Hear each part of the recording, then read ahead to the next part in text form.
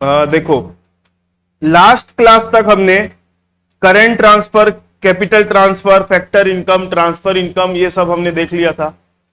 ठीक है, उसके बाद में फाइनल गुड्स और इंटरमीडिएट गुड्स क्या होते हैं उसका एक बेसिक इंट्रोडक्शन टाइप का दिया था और कुछ एग्जांपल्स मैंने करवाए थे। तो आज अपन उसी को पूरा कंप्लीट करते हैं और आगे बढ़ते हैं। ठीक है, फाइनल गुड्स और इंटरमीडिएट गुड्स क्या होता है?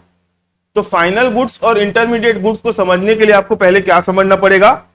प्रोडक्शन बाउंड्री को समझना पड़ेगा। क्या समझना पड़ेगा? Production boundary. प्रोडक्शन बाउंड्री मतलब क्या होता है? जैसे कोई रॉ मटेरियल है, जैसे कोई रॉ मटेरियल है या कोई ऐसा गुड्स है जो आगे और प्रोसेस होगा, फिर वो आगे और प्रोसेस होगा, प्रोसेस होते जा रहा है, प्रोसेस होते जा रहा है, अपना जो उसका जो रूप है वो ट्रांसफॉर्म होते जा रहा है किसी और रूप में। जैसे फॉर एग्जांपल मैदा है, बेकरी वाला मैदा लेगा तो मैदे का क्या करेगा? ब्रेड बना लेगा। ब्रेड वाला, अब सैंडविच वाला क्या करेगा? ब्रेड को खरीदेगा और ब्रेड से क्या बनाएगा? सैंडविच बनाएगा। मतलब अभी आपका मैदा का जो रूप है वो चेंज होके क्या बन गया? ब्रेड। ब्रेड का रूप चेंज होके क्या बन गया? सैंडविच। तो ये जो ये फेस इसका चेंज होते जा रहा है, इसको बोलते हैं प्रोडक्शन बाउंड्री। ये प्रोडक्शन होते जा रहा है। जैसे ही प्रोडक्शन सैंडविच बन के तैयार हुआ, प्लेट में डला, तो वो प्रोडक्शन बाउंड्री के बाहर, अब जो कस्टमर है, कंज्यूमर है, वो सैंडविच को क्या कर लेगा? खा लेगा। तो मैंने एक एग्जांपल दिया, जो मैदा था, जो मैदा था, मैदे से क्या बनी? ब्रेड। ब्रेड से क्या बनी? सैंडविच। ठीक है, ब्रेड से क्या बन गई? सैंडविच। सैंडविच के बाद अब खाने के लिए तैयार। तो जब तक ये कहां था, जब प्रोसेस हो रहा था, तो उसके अंदर ये क्या था? प्रोडक्शन बाउंड्री के अंदर था। लेकिन जैसे ये सैंडविच बन के इसके पास चले गया प्लेट में, जैसे सैंडविच इसके प्लेट में चला गया, तो सैंडविच इसके लिए क्या है? Final goods. लेकिन यहां पर जिसने सैंडविच बनाया है उसके लिए वो क्या है? इंटरमीडिएट। मतलब आपको यह समझना है, अगर कोई चीज प्रोडक्शन बाउंड्री के अंदर है तो उसको हम किस कैटेगरी में कैटेगराइज करते हैं? इंटरमीडिएट के कैटेगरी में। और जो प्रोडक्शन बाउंड्री के बाहर निकल जाता है उसको अपन क्या बोल देते हैं? Final goods. आ रही बात समझ में? तो प्रोडक्शन बाउंड्री मतलब क्या होता है? प्रोडक्शन बाउंड्री क्या होती है? प्रोडक्शन बाउंड्री मतलब होती है कि ये जो है ना, अंदर मैदा बन रहा है। मैदा कहां बनता है? मैदा कहां बनता है? आटा चक्की में। ब्रेड कहां बनती है? बेकरी में। ब्रेड कहां बनती है? बेकरी में। और सैंडविच कहां बनती है? रेस्टोरेंट या होटल, कहीं पे भी बनती है। ठीक है, तो ये जो अंदर में ये जो चीज, ये जो है, इन लोग, इनको बोला जाता है प्रोडक्टिव सेक्टर्स। क्या बोला जाता है?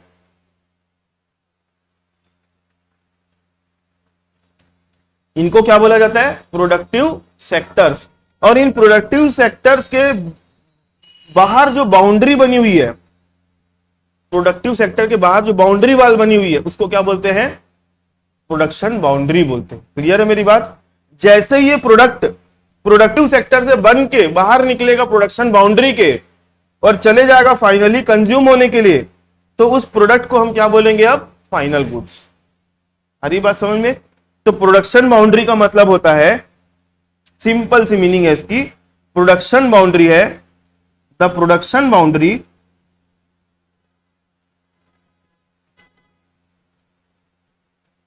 The production boundary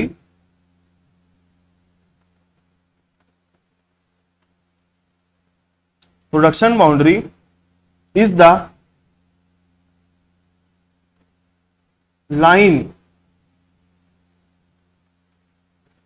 around productive sectors.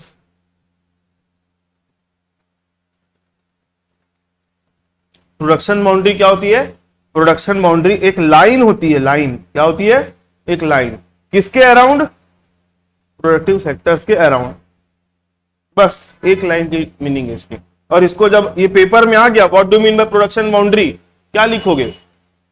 एक लाइन से समझा देना। एक लाइन से समझाने के बाद आपको क्या करना है, ऐसा एक डायग्राम बना के बता देना है। क्लियर है? उसके बाद इसके बाद इसमें और कुछ लिखने और बताने लायक नहीं है, लेकिन आप थोड़ा बहुत इसको अपने मन से एक्सप्लेन कर सकते हो। When goods remain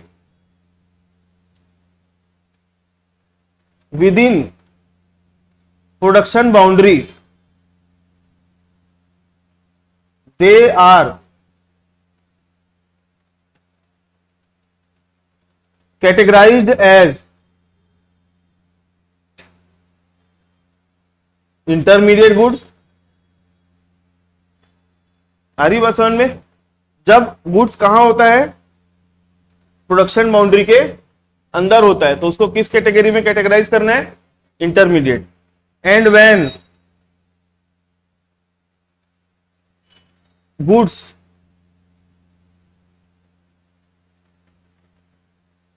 goes beyond production boundary, they are categorized as final goods. ठीक है, आई बात समझ में? ये आपका पूरा प्रोडक्शन बाउंड्री का कंप्लीट डेफिनेशन, डेफिनेशन नहीं बोल सकते, मीनिंग, ठीक है, या एक्सप्लेनेशन। अब अपन आ जाते हैं वापस से, फाइनल गुड्स और इंटरमीडिएट गुड्स क्या होता है।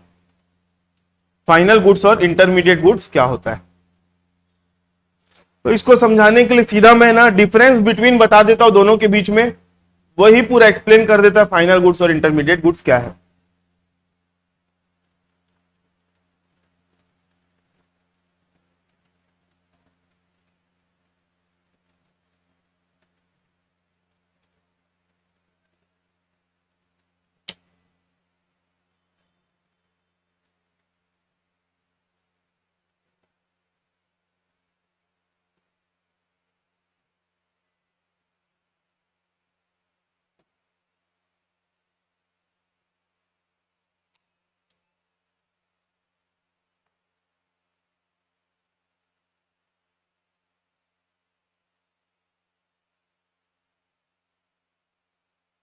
फाइनल गुड्स और इंटरमीडिएट गुड्स। मीनिंग पहले नंबर पर क्या है? Meaning, final goods are those goods which are either used for consumption और फॉर इन्वेस्टमेंट। फाइनल गुड्स मतलब, final goods are those goods which are either used for consumption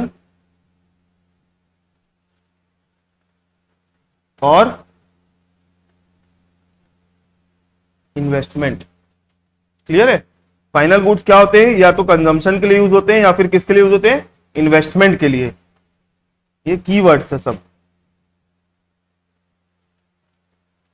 where as intermediate goods किसको बोलेंगे?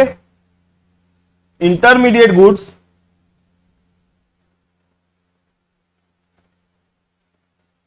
Are those goods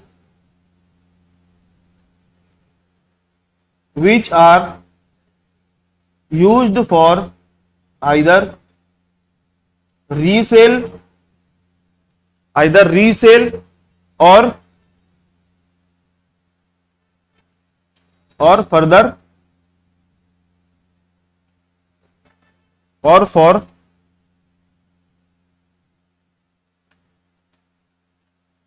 production. ठीक है, intermediate goods किसको बोलेंगे? अगर वो गुड्स किसके किसके लिए यूज हो रहा है? रीसेल के लिए या फिर फर्दर प्रोडक्शन के लिए। लेकिन एक यहां पर है ना काम की बात और लिखना है, सुनो। In the same year, in the same year, मतलब उस साल में ही यूज हो जाना चाहिए उसको, तब उसको आप क्या बोलोगे, इंटरमीडिएट गुड। अगर उस साल में यूज नहीं हुआ तो उसको क्या बोल दोगे, फाइनल, फाइनल की कैटेगरी में चला जाएगा वो।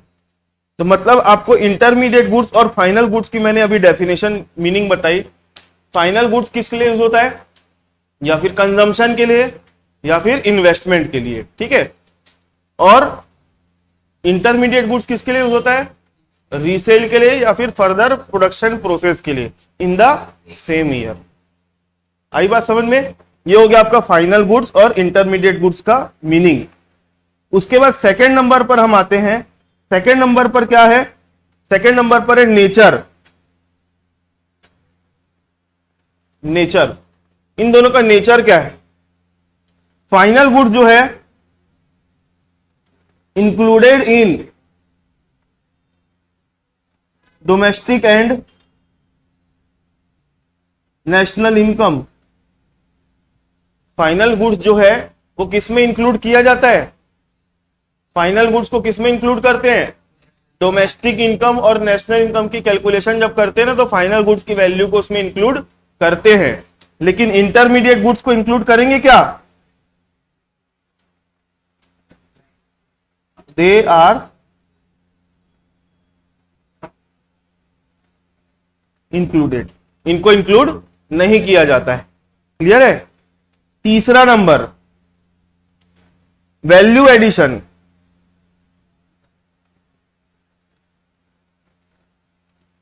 वैल्यू एडिशन, वैल्यू एडिशन मतलब, वैल्यू एडिशन मतलब एक बात बताओ, मैंने एक एग्जांपल लिया था अभी थोड़ी देर पहले, मैदा, ब्रेड और सैंडविच का। तो मैदा जितने में मिलता है उतने में सैंडविच मिलता है कि मैदे से ज्यादा रेट में सैंडविच मिलता है, क्यों, क्योंकि उसमें क्या हो गया है, वैल्यू एडिशन। वैल्यू एडिशन मतलब समझते हो, मैदे को हम प्रोसेस किए तो वो क्या बन गया, ब्रेड। तो मैदे से ब्रेड बनाने में खर्चा हुआ है कि नहीं, कि अपने आप बन गया, ऐसे धूप में सुखा दिए मैदा ब्रेड बन गया, नहीं ना। मैदे को ब्रेड बनाने के लिए बहुत सारी मशीनें चली होंगी, बेकिंग का काम हुआ होगा, लेबर काम किए होंगे, तो जो खर्चा करना पड़ा मैदे से ब्रेड बनाने के लिए, उस खर्चे को हम बोलते हैं वैल्यू एडिशन। क्लियर है, उसको क्या बोलते हैं, वैल्यू एडिशन। अब जो ब्रेड बन के तैयार हो गई, तो ब्रेड से जब हम सैंडविच बनाए तो सैंडविच को क्या हम छत में सुखा दिए तो सैंडविच बन जाएगा ब्रेड को, नहीं ना। उसमें हम क्या मसाले डाले, अलग अलग टाइप की जो सैंडविच बनती है वो सब डाले। उसके बाद फिर सैंडविच में भी जो दुनिया भर का सामान लगा वो भी तो वैल्यू एडिशन हुआ। तो मैदे की जो वैल्यू है और सैंडविच की जो वैल्यू है, दोनों में फर्क क्यों आ गया, क्योंकि उसमें क्या हो गया है, वैल्यू एडिशन हो गया है।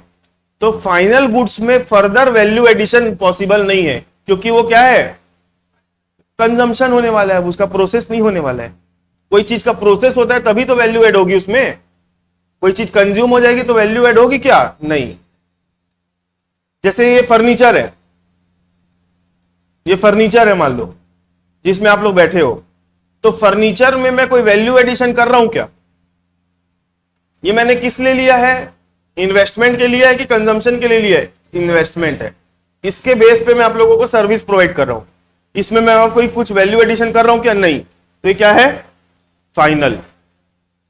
लेकिन अगर कोई ऐसा प्रोडक्ट है जिसमें आगे वैल्यू एडिशन होता है तो वो क्या कहलाएगा, इंटरमीडिएट। ठीक है, तो वैल्यू एडिशन किसमें वैल्यू एडिशन होता है, किसमें नहीं होता है, there is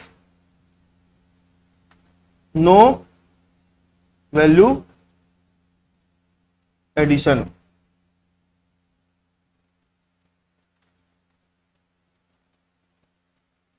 there is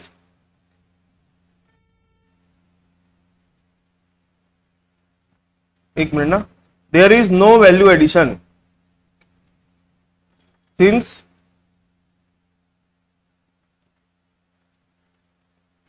foods are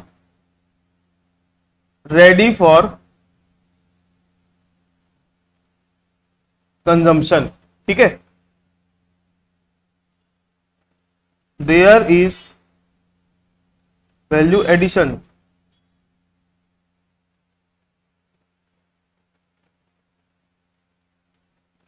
since the goods are not ready for use, that is they are under process. आई बात समझ में? फाइनल गुड्स और इंटरमीडिएट गुड्स का वैल्यू एडिशन वाला पॉइंट समझ में आया सबको? वैल्यू एडिशन मतलब प्रोसेस करना पड़ता है, फाइनल गुड्स क्योंकि रेडी फॉर कंजम्पशन है, उसको आगे कुछ प्रोसेस करना ही नहीं है, इसलिए वहां पे कोई वैल्यू एडिशन नहीं होगी।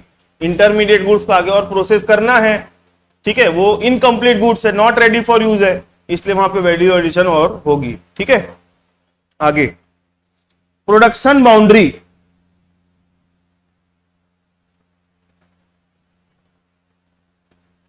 Production boundary, final goods production boundary के अंदर रहता है कि बाहर रहता है?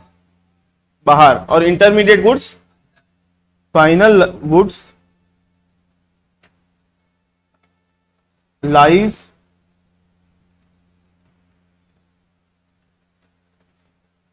Outside production boundary, whereas final goods से कहां रहता है? प्रोडक्शन बाउंड्री के बाहर। और इंटरमीडिएट गुड्स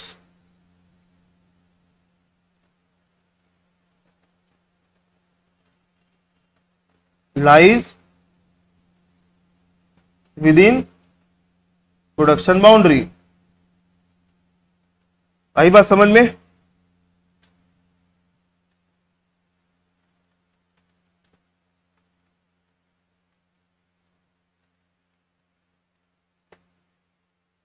चलो लास्ट एग्जाम्पल।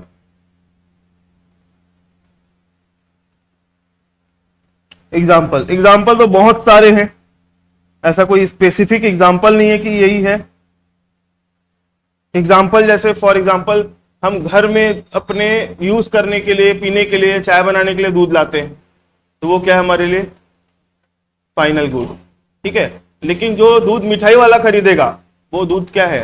इंटरमीडिएट, क्योंकि आगे उसको प्रोसेस करके क्या बनाएगा? रबड़ी बनाएगा, मिठाई बनाएगा, जो जो बनाना है बनाएगा। ठीक है, जैसे ब्रेड की बात की, ब्रेड हम घर में ला रहे यूज करने के लिए, ठीक है, तो हमारे लिए क्या है? फाइनल। और ब्रेड अगर कोई तो रेस्टोरेंट वाला खरीद रहा है सैंडविच वगैरह बनाने के लिए, तो उसके लिए क्या है? इंटरमीडिएट।